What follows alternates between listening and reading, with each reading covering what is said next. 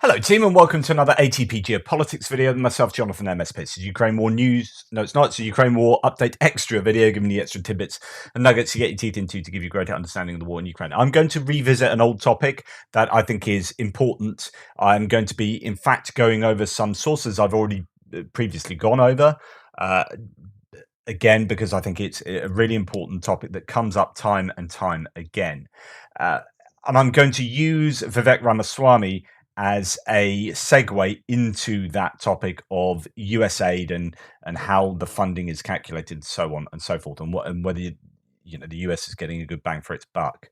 Now, the segue started here. Vivek Ramaswamy is a Republican nominee or candidate for the presidential nominee for the Republican Party. He was up against a number of the other candidates, not Trump, the other night or last night in a debate. And after the debate, he said this, and I've already shown you this, and it riled me this morning, and it will rile me again. What's that? Why are you against supporting Ukraine? Because it does not advance American interests, and as the U.S. president, I'm not running for any other role other than looking after the interests of Americans. However, my plan to end the Ukraine war will actually be probably better for Ukraine. At least it comes out with its sovereignty intact. How so? Which is not the plan they're on right now. You mark my words, the way this war ends right now, without the U.S. actually stepping in and saying we're not going to fund any more of it, is going to be some post-Zelensky warlord takes over with a couple $100 billion of American military equipment, just like what happened after the Soviets invaded Afghanistan, and you see how far that got. Vivek, did you? So, literally everything he said there was utterly wrong. It was just factually incorrect, disingenuous, and I said earlier, he's either completely naive and stupid, or he's disingenuous and lying. There are only really two options there. Now, there's a really great thread here by Pekka Kalionemi talking to who this guy is. And actually, it's a bit of a not character assassination, but it doesn't come out well here. I'm going to just forward wind to the bit that's relevant to Ukraine because that's mainly what you're here for. So, in regard to the Russo-Ukrainian war, his views have been heavily supportive of Russia's goals. He favors ending all US military aid and to Ukraine. He would exclude Ukraine from joining NATO. I mean, I don't know why this would be to the benefit of the US at all, and would allow Russia to occupy regions of Ukraine if Russia end its alliance with China. So it's saying it's using Ukraine as a bargaining chip to try and get Russia to end its alliance with China. I mean, that would never happen. And they would just say, okay, we'll end our alliance. I mean, it's just completely unworkable. They say, okay, we'll do that. I'll have Donbass and I'll have Crimea as well. Thank you very much, says Putin. And then like 3 weeks later, it'll be like, right, China, fancy doing some deals still? And now we've got Crimea and Donbass. Yeah, it's just ridiculous. It's just completely unworkable and nonsensical. He's also called Zelensky a bully, stated in an interview that our goal should not be for Putin to lose. Like, it's just Ukraine have been invaded by a bullying nation, and it's just victim blaming. It's like, oh yeah, Zelensky's the bully. What? What are you? Oh my goodness. Our goal should not be for Putin to lose. Why not? That the US involvement in Ukraine is strengthening the Russia-China military alliance. Well, actually, there's an argument to say that Russia could be just completely. It might have to completely capitulate at some point, and then China might go in and pick up some of the pieces. But actually, the kind of Russia-China military alliance will be rather futile at the end of a war where Ukraine prevails. So much I just want to just jump onto here. He's just so wrong, and that this can be only prevented by giving Putin what he wants. Gee whiz. The appeasing attitude towards authoritarian leaders is something that we saw with Trump too, when he figuratively kneeled before Putin in the infamous Helsinki summit in 2018. My opinions on Trump, but that is the single worst moment of Trump's rule, in my opinion. And if you don't remember what happened in the Helsinki summit, he basically said he put Putin over his own intelligence and security services, and believed him above the American institutions. It was absolutely Shocking that. And then, as Pekka says here, in one of his recent interviews, Vivek claimed that post-Zelensky warlord would take power in Ukraine with American military equipment, basically comparing the situation to the Mujahideen and Al-Qaeda in Afghanistan after the Soviets left. And it's complete false equivalence, and I talked about it this morning. Uh, uh, and he goes on here, now that DeSantis' campaign is practically over, we can expect all the other GOP candidates to suck up to Trump, try to climb up the US political hierarchy and possibly run again in 4 years after Trump has been completely defeated. I mean, this is what you can disagree with that, whatever. To conclude, Ramaswamy is Trump's cheerleader whose wealth came from an alleged biotech pump and dump scheme via a company that wasn't even registered in the US. His views on Ukraine have been controversial, but they're also naturally in line with Trump's policies and views. Now, some of those things that Ramaswamy said about Ukraine got big cheers in that debate by the audience, and that's really worrying that the audience are really up for these kind of views about Russia, Putin, and Ukraine, and that's really, really worrying. Okay, right. GOP's debate on Ukraine takes center stage. Right, this is a good story from Jack Dett. So we're gonna pop into this. This is the in foreign policy. Just highlighted a few bits here. So entrepreneur Vivek Ramaswamy, a political newcomer who has risen from the back of the field to near consistent third place in the polls, got the first major audience round of applause of the evening for saying the United States should stop aiding Ukraine.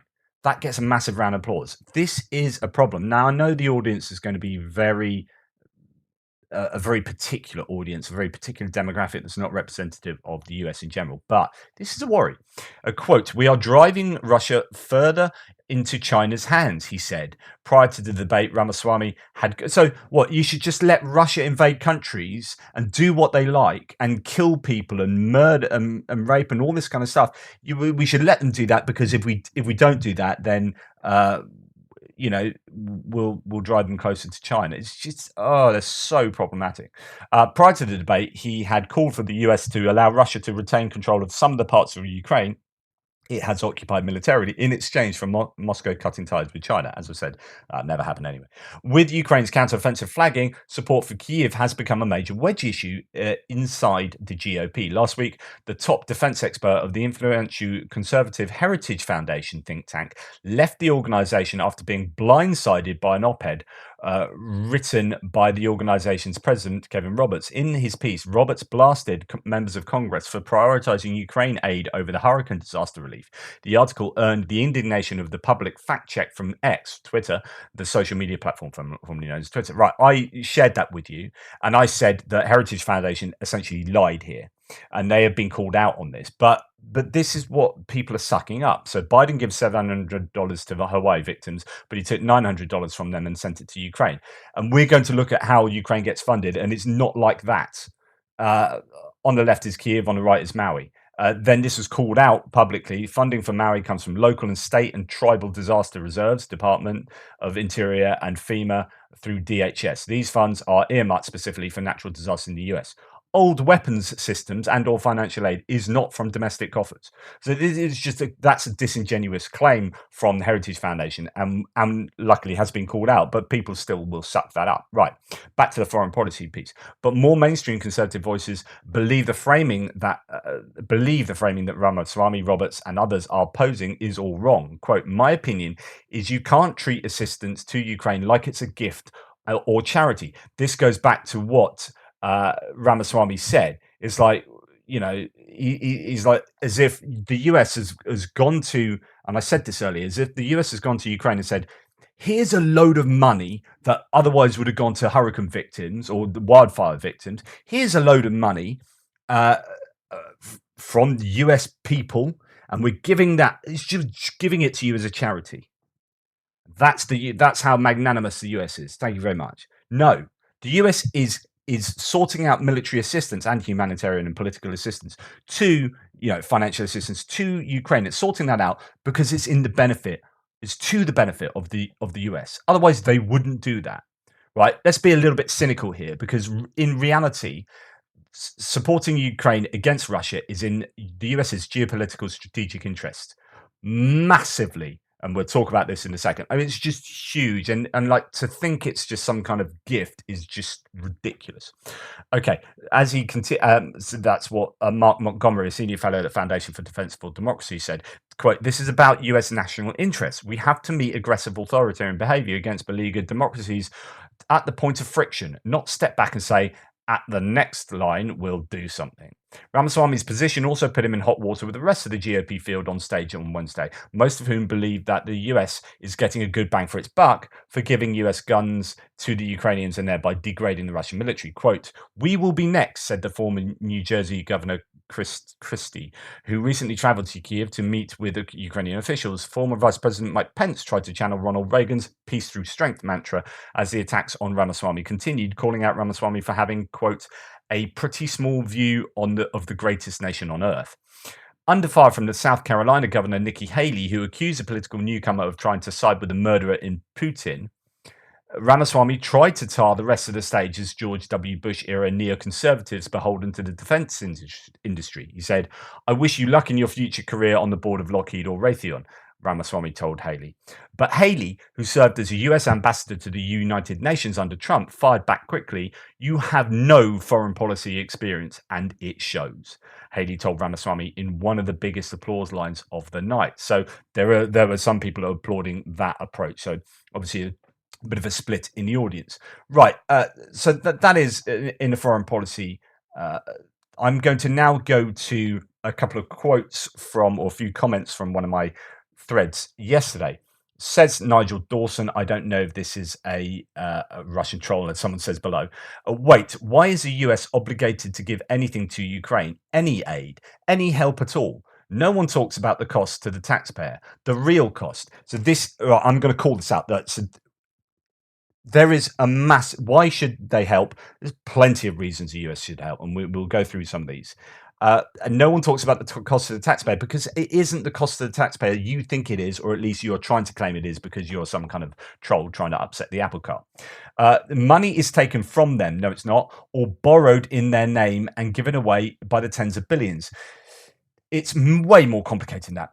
A truck driver or factory worker is saddled with the cost of strangers on the other side of the world. No! Oh my goodness. Please, no one believe this stuff. When does it end? And what about those taxpayers who would like the money spent on their own needs and desires? Do you know what? You can have both here, and we'll explain why. Because actually, this money is coming from presidential drawdown, blah, blah, blah. And it's assigned a value that it isn't that value, and it's not being taken from truck drivers. Just, screw them. Is that the policy? No, it won't be better for them in the long run, nor for their children. Inflation and lost opportunities will forever cost them. But one cares because that would mean facing reality, and not all dreams can come true. Sorted. Nigel Dawson is probably just called Ivan, or is, no offense, Nigel, really, really naive.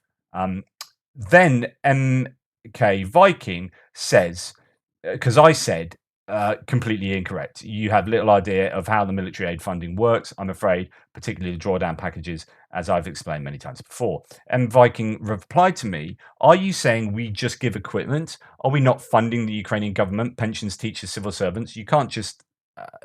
you tell just one half of the truth." Okay, just a little reply to that part, because that's a fairly interesting question there. So, why is the US, and when I say US, I mean any nation, any allied nation. This applies as equally to the EU, to Australia, to UK, to Norway, whoever is helping out Ukraine, right? Do you just give, or no, why do you give them weapons? If you're just talking about military aid, why do you give military aid? It's not, you're not giving military aid because of you like giving them guns. Like, here's a gun. So it's functional. So why are you giving that aid? So they prevail in the war. Okay. So what the aim is that Ukraine prevails. If Ukraine had no government and they had no ability for their country to function, then the armed forces, and they had no people to support the armed forces or to be in the armed forces, or et cetera, et cetera. If the whole infrastructure just failed, then Ukraine would lose the war because the country would just be completely crippled. So if your intention is that Ukraine prevail, you need to do all the things that would entail Ukraine prevailing, and that means supporting them financially, economically, in the manufacturing industries, energy infrastructure. You need all these things to be in place such that Ukraine prevail and Russia do not prevail. If you just give them a bunch of ammunition and say, "Oh, it doesn't matter about the rest," and then the country just crumbles, but hey, they've got some really good guns, then that's what a waste of giving them guns. So, yes, you do give them other stuff other than weapons. Of course, you do. You just need to help them in every way that they need help in order that they prevail. So if that includes whatever he talks about, then that includes whatever he talks about. Yes, absolutely. Like, there's no point in just ring fence. This isn't just about the military. This is about a country prevailing against an invader.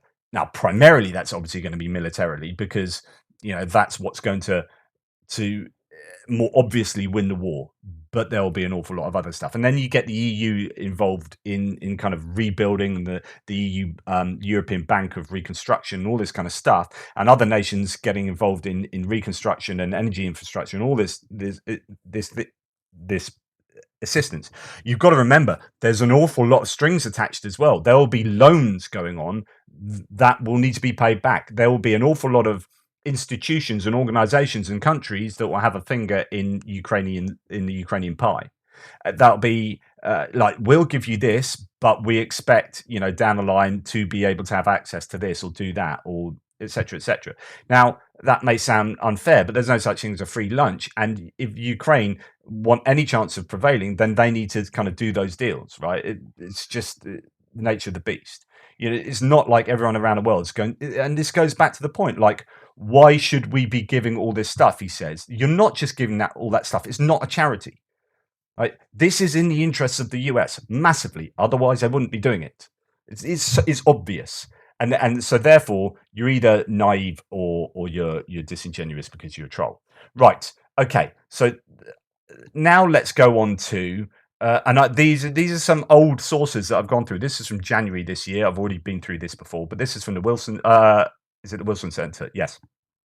4 reasons why supporting Ukraine is a good investment. Okay, to start, let's get some clarity concerning the amount under discussion. Now, this is old. According to the data made public by the Department of Treasury and the Bureau of Fiscal Service, US government spending in 2022 reached about 6.27 trillion, of which national defense spending accounted for 767 billion, or about 12%. However, that's also incorrect. Like, when you actually...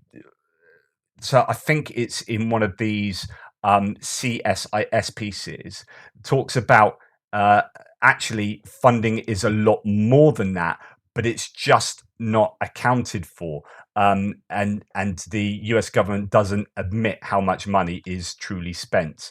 I'll see if I can find that, because I think that's worth bringing in here. Yeah, here it is. U.S. national defense budget is now projected to cost $827 billion. This is old news as well. In financial year 2023, and the Department of Defense portion alone is $802 billion. The total cost of U.S. national intelligence is $67 billion, and the military intelligence budget is $26.6 billion more. This, however, is only part of the real price tag. Somewhat strangely, the president never submits an estimate of the total cost of national security. That's a lot of dark money going on, right? Or not dark money in the way that you might think of corporate, but a lot of money that's used for very secretive stuff. Congress never reviews it, and the media never reports on it. Nevertheless, the real cost of the US national security spending is far higher.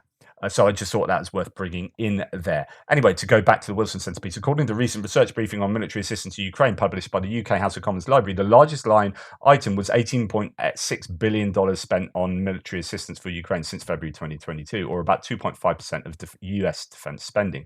Insofar as a significant part of this figure represents funds absorbed by the military industry in the US and its allies, the amount going directly to Ukraine is relatively minor, especially if one considers the regional security in the United States interest in the face of growing uncertainty over US-China relationship. Okay, and then it talks about why is US funding for Ukraine important? To avoid a global war. And it goes into the details of why, hey, do you know what? That's a pretty good reason, a pretty good benefit for the US.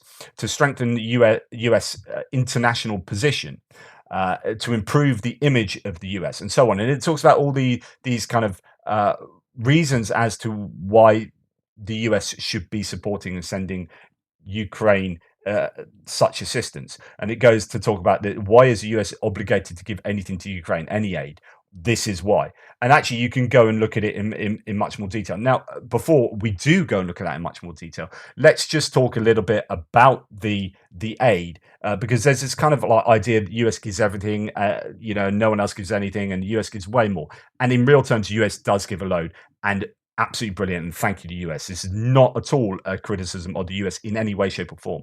This is just about understanding the nuance of how you slice and dice figures. How much aid has the US sent to Ukraine? Here are 6 charts. Now, this is from the 10th of July.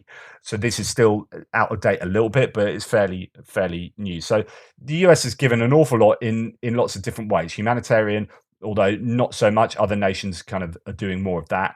Financial, security assistance, weapons and equipment, grants and loans for weapons and equipment. And what's interesting there, and we'll come on to speak about this, is when you say, they've given $4.7 billion for grants and loans for weapons and equipment. Yeah, when you look at the small print, where does the Ukraine have to spend that $4.7 billion? They have to spend it on the US defense industry. So that $4.7 billion is basically, here you go, here's some money, you're going to pay us right back. Thank you very much. Here's $4.7 billion that's going to go into the US economy, right? Almost certainly, like all of that or most of that money will be going back to the US economy. So you've got to understand. So going back to Mr. Nigel Dawson here saying, why is the US obligated to give anything to Ukraine? Actually, let's see how much of that is being given to the US, right? How much of that is then circulating around supply chains in the US? And how much becomes a money multiplier as a stimulus for the US economy. The US economy is doing actually surprisingly well. It's really funny watching Fox News give the jobs, because Fox News want to hate Biden and slam him, and always are looking for criticisms of how the economy is going. And actually, the US economy is going pretty well at the moment, and the jobs posting has been not only the top end of the range of what people were predicting, it's gone over the range. So the jobs have been like blowing people away, and the Fox News have been like going, yeah, this is really good. We can't criticize Biden. But anyway, so going back to someone like this is like, yeah, I wonder why your economy might, part of that might be, jobs might be pretty good, because actually there's a lot of money swishing around that's going to Ukraine that's coming back to the US, and we'll talk about all the ways in which that's happening. But it's not all about the US. There are other nations involved. But when you look at charts like this, you think actually, the US has given way more than anyone else. So US aid to Ukraine far exceeds that from other countries. So that's a huge amount of stuff the US has given to Ukraine. Okay, EU institutions, and then you put Germany on top of quarter of that, and Germany's given quite a bit. Actually, Germany have really come through, and they're now the second biggest provider of assistance. France is actually much further on than that, but I have a feeling there's an awful lot of stuff France has done that is not declared as well. We kind of get that understanding of how their military assistance is given, and things like satellite. There's access to French satellites and stuff like that, so on and so forth. The Netherlands giving loads, UK giving loads, Japan actually quite a lot there. Financial though, not so much in the military side of things. So, but the US has given way more, but it's understanding their ability to give way more. It's like a rich person giving, like a billionaire giving like $10,000 is like $10,000 is a bit of a drop in the ocean, and then a homeless person giving like $1 and he's only got $10. Actually, that's more of a percentage of what they earn, and actually therefore is more generous. But in real terms, the billionaire is being kind of, scare quotes, more generous. So we can slice and dice this stuff in different ways. And actually, one good way of having a little bit more nuance is maybe seeing the aid as a percentage or a share of GDP. So how much your country produces, and therefore kind of how much, how wealthy your country is. It's not quite like that, but you get the point, right? So actually, as a percentage of GDP, Estonia has given the most, Latvia, then Lithuania, then Poland, then Slovakia, Denmark, Norway, Finland, Netherlands, UK, Czechia, then the US. So the US is actually in something like, I don't know, 11th, 12th place or something. So as a percentage of GDP, right? They are down the list, but in real terms, they're far out at the top of the list. So, but the GDP of some of these nations is tiny compared to the US, and so therefore Estonia giving as a percentage that if you were just relying on Estonia to get Ukraine through the war, Ukraine would lose, right? Even though Estonia are arguably the most generous, scare quotes, because it depends how you equate these things, calculate these things. So you need big nations like the US who have a massive GDP, who are super, super rich, being able to give, comparatively speaking, being able to give a load of equipment. Of course, the point is, US is amazing, giving loads of stuff, and long should that hopefully continue. But if people just think it's all about the US, no one else is giving anything. Actually, it's understanding that, yeah, there are a lot of other people giving lots of stuff, and you add some of these nations together. These are smaller nations, smaller population, actually giving more as a percentage of their GDP. Just have some nuance, I guess. Right, okay. Then it's going to be a case of working out how the US give their military aid. And there's an awful lot of stuff that is actually effectively free. And so I'm going to make some of these numbers up. But say the US says we're giving, I don't know, $10 billion worth of equipment. And they put these price tags on the stuff they're giving, and they give them a load of essentially old equipment that's at the end of its life. That equipment has already been bought and paid for. That it is literally, they aren't going here, we're giving $10 billion worth of military assistance, therefore we have to go and buy $10 billion worth of stuff right now. It's like, right, we're going to give you $10 billion worth of equipment, and I'm going to give you this, and I'm going to give you that, and I'm going to take this off the shelf, and I'm going to take that. That's all bought and paid for. That's $0 of equipment. And actually, some of this stuff we were going to have to decommission and dispose of. So that costs. So instead of disposing of it, which is can be for weapons, a really expensive process to do that safely, we're just going to take that and we're going to give it to Ukraine. And indeed, the transport costs end up being the only costs of giving this stuff to Ukraine. Arguably, and there are some theories that actually some of the European nations might be paying for those transport costs to get that stuff too from, the point being that actually it's not $10 billion worth of equipment. This is equipment they're going to get rid of. It's literally $0 worth of equipment. And then, this is stuff that was due to be replaced anyway. Just so, going back to Nigel, why are we obligated to give anything? Well, actually, and then he's like, this is coming from our truck drivers. No, it's not. It's coming from your warehouses that have literally thousands. You've got, 260,000 Humvees. And a lot of these are old bits of kit that are going to be replaced. So, yeah, this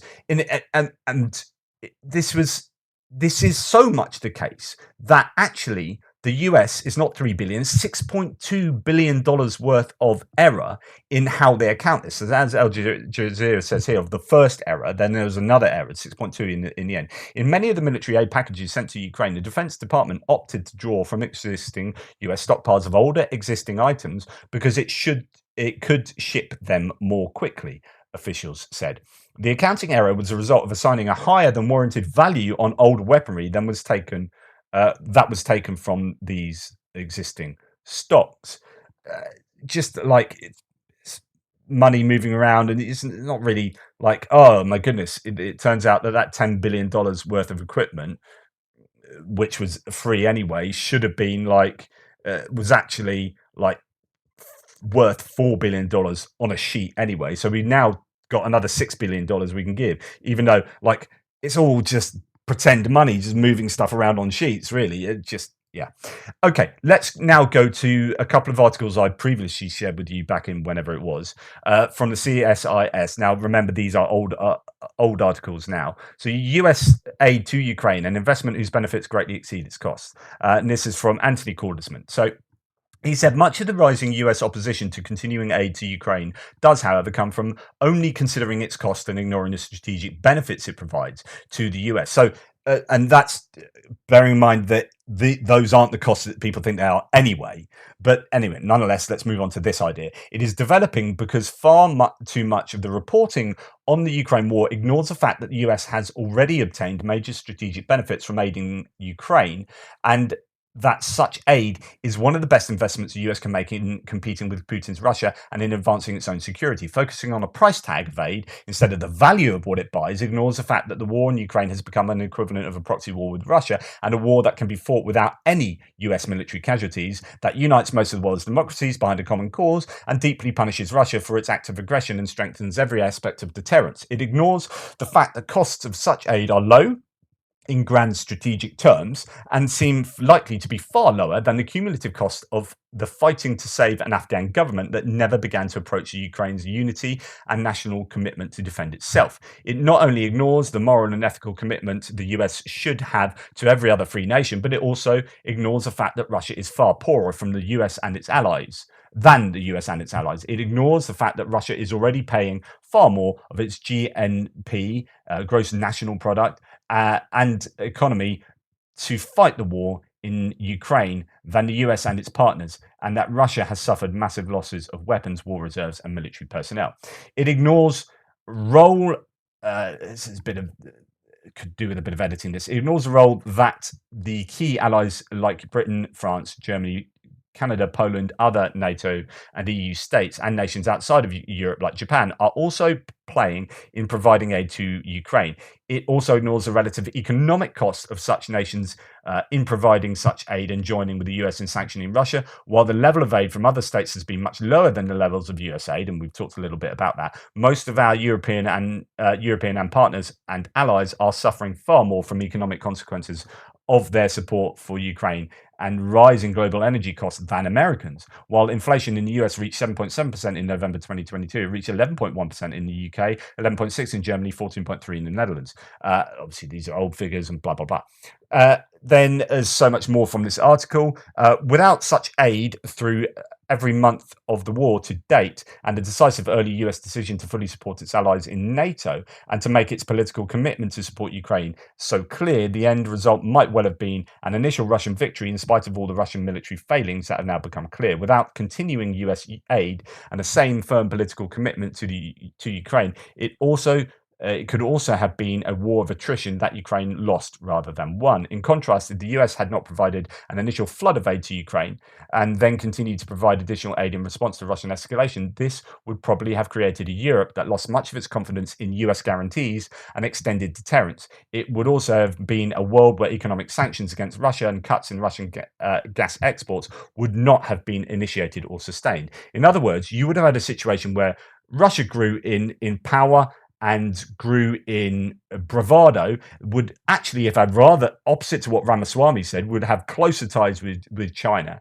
and what he was intending would have closer ties with China, and this hegemony, this BRICS hegemony, would be, gaining in potency and influence, and it would be a snowball effect attracting other nations around the world, and US would lose its place at the top of that hegemony. So that's kind of what the US is paying for here in military aid. It's doubtful, it continues, that Sweden and Finland would have applied to join the weak and indecisive NATO. Quite possibly Russia would have acted on other ambitions like putting new levels of pressure on the Baltic states, exploiting the enclave in Kaliningrad, and taking full military control of Belarus and Moldova. Failing to provide aid would have sent a message to nations in Asia and the Middle East that they could not count on the US. In short, any US failure to provide massive continuing aid after the Russian invasion began would have been the equivalent of a proxy war that the United States had decisively lost in spite of all its military strength. I don't, people like this who criticize US military aid, and that includes bloody Ramaswamy, right? People, they're just stupidly naive, and they just expect the US to be at the top of the food chain globally without having to put any effort in. Oh yeah, the dollar is a US international currency, the currency of trade, and we're going to do this. We're going to have the biggest GDP in the world, and et cetera, per capita GDP is amazing, blah blah blah, and we can talk about wealth inequality and you know the different ways of equating averages in terms of GDP, but nonetheless, you can't expect the US to be at the top and all singing, all dancing, in all these different ways, and then not have to do anything geopolitically in order to sustain that, not have influence around the world, and not be, the US is exporting security, NATO. Go and watch Perun's video on this and his recent video on which we're going to dip into on NATO funding, to get a real understanding of the amount of work the US has to put in, first of all, to be in a position it's in, but also how you might look at figures and think, well, the US is spending way more, but actually they might be spending way more, but they're getting way more back for that. They are kind of exporting their security. In practical terms, however, the aid the US and allied nations have provided to Ukraine, coupled to the sanctions and diplomatic pressure they have put on Russia's economy, have imposed immense costs on a Russia that can scarcely afford the war it now has had to fight. Russia was scarcely an economic or resource-rich military superpower before the war began, and the US and its allies could draw upon far larger economic resources. Accordingly, while US aid to Ukraine has scarcely been cheap, US spending has been at token levels compared to the economic burden that the cost of the Ukraine war and economic sanctions have placed on Russia. Once aid spending is put in the context of American economic strength and leverage, it allows the US to exert immense strategic leverage on Russia at a minimal cost to the US, and in ways that the US spending on military forces, vital as it is to the US security, cannot match. It's really interesting when you look at how much US spent on NATO spending, I think, and the Perrin talks about this.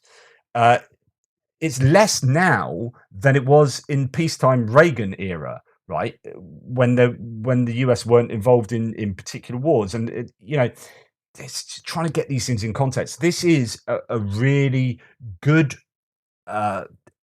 effective, a cheap way for the US to effectively to achieve its international strategic geopolitical goals concerning Russia. Like, much cheaper than, hey, going to war with Russia. Moreover, the US support of Ukraine did more than show NATO and other partners that alliances can really work. It provides priceless practical military and diplomatic experience in improving the structure of the NATO alliance and in showing the US how to cooperate with partners in modern warfare versus counterterrorism and wars like Afghanistan. As many of Russia's failures in the Ukraine war show, this kind of practical experience is critical in modernizing combat forces and the entire military structure of the US and allied forces. And the Russian lack of such experience was a critical reason for many of its defeats. Nothing else the US could have done or spent defense and aid funds upon could have been as productive in ensuring the security of the US against one of the two major powers that could threaten the US, as well as its partners and allies. Nothing the US can do in the future will be as productive in showing allies and partners that collective efforts to defend can secure Europe and the Atlantic and help rebuild strategic confidence and trust in the US. It's just so important what the US is doing, and so many people don't seem to get that. There's so much in this article. I could, this is a huge article. You can see I am just, scrolling through it. So much more content, but we'll go to this part further towards the end. Continuing aid also should not be a partisan issue. Democrats need to accept the fact that some sacrifices will have to be made in civil spending to meet a vital US national security need, and that undermining such an effort is far too likely to create a world where the US ultimately has to pay more for security and make much larger sacrifices in civilian spending. Republicans should also remember the value of bipartisan national security efforts since the end of World War II and the leadership of Eisenhower, Nixon, Ford, Reagan, Bush, and McCain played in calling for such aid, as well as the non-partisan security efforts of many key Republican leaders and the members of the Senate and the House. The US does not exist in a world where it can export the burden of leadership or divide around some form of neo-isolationism.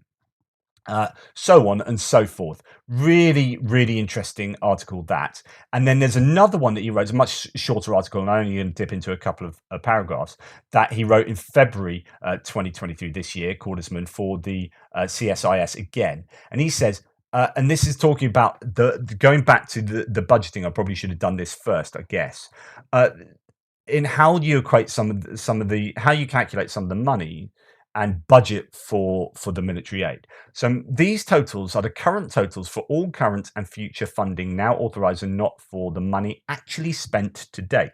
So when you say here's a $10 billion military assistance to Ukraine, actually, how is that money spent if it's spent at all? How is it budgeted and calculated and yeah. So he says not all of this money was spent in financial year 2022. So this is talk about 2022, or will be spent in financial year 2023. The Congressional Budget Office estimated that $6.6 billion of the $113 billion that was spent in financial year 2022, and another $37.7 billion will be spent in financial year 2023. It estimated more than half of the approved funds will be spent by the end of financial year 2024, and more than 3/4 by the end of financial year 2026. So actually, this is being spread over loads of years and goes on till 2026. The US is already pledging more, but the total annual burden on the US national budget is determined by actual cash flow in a given year, not the total size of the pledge. This means that any challenge to continued aid must fully consider the true value of the price of continuing annual aid. Not only are current pledges and actual cash flow a fraction of the total annual cost of national security, but they also put immense pressure on Russia and raise its cost far more than the United States spends as it actually has to fight a war. They reassure our allies that we can be trusted and help ensure that they make major spending contributions of their own. They show that leaving Afghanistan is not a sign of failing US international leadership, and they show China that our efforts to build up a fully credible deterrent in Asia are backed by our willingness to support our Asian national security partners. So this is there's a lot to be said about the money being spent on Ukraine concerning the Ukraine war is working as money to being spent to deter China. It's not so. Going back to Nigel Dawson, good old Nigel Dawson. Why is the US obligated to give anything to Ukraine? Well, actually, it's about you spending money for your own geopolitical ends. You're not giving away charity. You are spending money on Ukraine, but also that acts as a deterrence to China. This is investing in the US-China strategy, if you like. Right, now let's go to Perun in his latest piece, and this is about funding for NATO here, but it kind of talks to US funding as well. As ever, it's an excellent video. Go and watch it all. Then there is supplemental funding explicitly voted for Ukraine in various NATO states that we've talked about a bit before. In some cases, even though NATO members have had relatively small increases in their own domestic defence budgets, their governments have separately budgeted significant security assistance for Ukraine. Now you might be tempted to respond that that funding is obviously irrelevant to NATO rearmament because it's there to help Ukraine. And sure, it might be true that Ukraine is the intended beneficial recipient of this funding. But there are a whole range of ways in which Ukraine-related funding can find itself playing a key role in domestic rearmament. The US model, for example, has been well discussed. And that's kind of what I'm talking about, which is the US spending money on Ukraine, actually spending money on itself. It's really, and they're getting better. So, like I said before, they give $10 billion worth of stuff to Ukraine. They're giving a load of old stuff, and then they're spending money themselves on their own defense industry to get the better stuff they were going to get anyway, right? This is all part of what was going to happen. And what the end result is, the US has a load of better equipment than it had before the Ukraine war started, and they've offloaded a load of old equipment. The US is in a better position. Ukraine is in a better position. Russia's in a worse position. Win-win. Munitions or equipment that are usually older and largely surplus to current US war planning requirements will be sent to Ukraine. But the supplemental funding passed by Congress doesn't say, send 1,000 M113s and a bunch of Humvees and MRAPs to Ukraine. It specifies dollar figures. And those dollar figures are used to do things like allow Ukraine to make purchases directly from the US defense sector, or to fund new modern replacement equipment and munitions for the US military to replace that which was sent. As of March 2023, for example, the US Army had already received $8 billion worth of additional procurement funding through Ukraine supplementals, and a casual $6.7 billion in additional operation and maintenance funding. Which is, it must be said, probably a pretty good deal when you get a lot of it in exchange for trading away stuff you probably didn't need anyway. Indeed, in some cases, if you consider the age of the sent equipment versus the replacements, it'd be kind of like the Russians sending an ally 100 T-34s and buying 100 T-72s to replace them, and then saying that it all came out evenly in the end, because all that really happened is they lost 100 tanks and then gained 100 back. Another way this sort of funding is flowing through to the wider rearmament effort is through purchases directly from the defense industry. Some examples here might be USAI funding to Ukraine, where Ukraine is given funding to purchase things directly from US defense industry. Which is what I said earlier. Or cases where countries like Germany or the Netherlands are stepping in to fund purchases for Ukraine from elsewhere in the European defence industry. The defence sector in the Czech Republic, for example, has seen a massive increase in revenues. So what this is going on to talk about is that all of this is about investing in NATO, the EU, UK, US, investing in their capabilities, in their strategic positioning, in their rearmament. That is again an investment against future threats, China, etc., etc. So going back to Nigel Ivan, Popov, Dawson saying, what do we get out of it? You get an awful lot, actually. You get to have a more secure future going forward. Is it money taken from a truck driver? No, it's not. The amount of money the US spends on its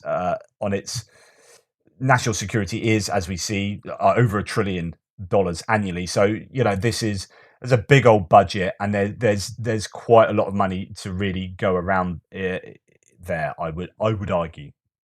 Companies like Excalibur Army, for example, have been modernising T-72s to send to Ukraine. The contracts for those efforts encourage Czech firms to invest in expanding their infrastructure, hiring additional personnel, and increasing their overall capacity. This, by the way, imagine this as an example based in the US. From a rearmament perspective within NATO and the Czech Republic specifically, that's fantastic. It's additional productive capacity and more trained personnel available to do critical work. But it's not work that's being funded by the Czech defence budget, and it's not going to show up in those NATO estimates we discussed earlier. Instead, a lot of that T-72 modernisation work is being funded by the US and the Netherlands, in the form, you guessed it, of security assistance to Ukraine. It's not just Czech T-72s funded by the Netherlands and the USA. It's Slovenian self-propelled guns funded by Germany, Denmark, and Norway. It's ammunition from Warsaw Pact-era ammunition factories funded by the United Kingdom, and significant supplies of modern NATO standard ammunition underwritten by EU-wide efforts. In an awful lot of these cases, the weapon system or munition might end up in Ukraine, but the defence industrial and rearmament benefits are being realised within NATO. And the capacity being created to supply Ukraine may be there in future to create scale and bring down costs if European countries want to leverage it for their own efforts later on. Finally, there's so on and so forth. I mean, so much in that and his previous one on NATO. Go and watch both of those Perun videos on NATO. They're absolutely vital to understanding how important this is. And then you get other things that are benefits to the US. For example, all of this is a big advertising platform for the defense industry, right? US approves up to $10 billion sale here of HIMARS rocket launchers to Poland. The demand for, says the Wall Street Journal, for HIMARS rocket launcher grows in Asia Pacific amid the China threat. This is just HIMARS. Estonia orders HIMARS, blah, blah, blah. So much so that HIMARS can't make their stuff quick enough, right? And this will be the same with all sorts of equipment. It's a big advert. So the US are saying, right, here's a bunch of stuff that you're going to get, and a lot of it's from drawdown. But even then, Bradley's people looking, oh, Bradley's are pretty good. Let's look to the US for buying our stuff in the future. So you're starting to see India move away from buying Soviet weaponry and whatnot, and other countries, and instead of looking to Russian, instead of looking to Russia, they might well be looking to the US now. So the US is looking at this is an investment, and they're going to get a return on their investment. Is essentially how to look at it. So it's a lot of these companies, it's the workers that are getting jobs, it's the supply So each HIMARS that's made isn't just like Lockheed Martin or whatever. It's not just them that's going to get the money. It's all the supply chain to that company for making that, and that's then money that's swilling around the US, and it becomes a money multiplier. And so it's just to think in these kind of ways. And I know I've said this plenty of times before, but I just want this to be a bit of a reference video. Like, it's just this kind of statement is really deeply naive, and needs to be challenged, and here I am challenging it. And so there you go. That's kind of my tuppence worth on this. Is the US has a vested interest in supporting Ukraine uh, for a geopolitical strategic from that kind of point of view, but it's also an economic stimulus, and it's money they're effectively paying themselves quite often, and it's also a way of getting rid of a load of old stuff too, and not having to pay to get rid of it, not having to pay to decommission it and dispose of it and recycle it and whatever. You're just like wholesale. We've got, I mean, they've literally got warehouses of thousands of pieces of equipment that are just not doing anything. So there is they really do have the ability to give an awful lot of stuff, the Americans, to Ukraine. But then as they do that, here's 500 Max Pros, and that's worth, I don't know, $10 billion. Yeah, are we paying anyone that money? No. It's literally they were sitting in a warehouse and we're shipping them off to Ukraine. Brilliant. Do we need them? No, we're going to get rid of them anyway. Fantastic. Job done. Is that money going to buy new ones? Well, no, we'd already like budgeted in buying the new ones. Okay, brilliant. So, but we're going to tell Congress that that's cost $10 billion or whatever. Yeah, it's so it just. I think that there needs to be a lot more clarity, and I think the U.S. government. I said this before. The U.S. government could do a really good job of actually enlightening the U.S. public and others on how this all works in this kind of manner. I think there needs to be a much clearer communication of what the US are doing and why they're doing it, and how it's being accounted for. So anyway, that's the end of my my 50-minute torrent of words. Thank you very much, everybody, for watching. Please like, subscribe, and share. Really appreciate all your support. As I always say, thank you so much to members, and I will speak to you tomorrow.